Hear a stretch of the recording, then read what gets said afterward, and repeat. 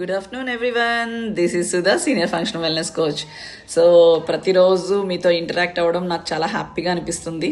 అంటే నాకు తెలిసిన విషయాన్ని, నేను చదువుకున్న విషయాల్ని, నేను క్లాసెస్ ద్వారా నేర్చుకున్న విషయాల్ని మీతో షేర్ చేసుకుంటున్నాను. So I'm so happy. So ఈరోజు ఏం చెప్పాలనుకుంటున్నాను అంటే, అది ఎయిదర్ ఉమెన్ కానీ జెంట్స్ కానీ ఎవరైనా కానీ యాజ్ ఎ హ్యూమన్ బీయింగ్ మన బాడీని ప్రతిరోజు కూడా హైడ్రేటెడ్లో పెట్టుకోవడం అనేది మస్ట్ అండ్ షుడ్గా పెట్టుకోండి. మై సిన్సియర్ రిక్వెస్ట్ అనమాట ఇది.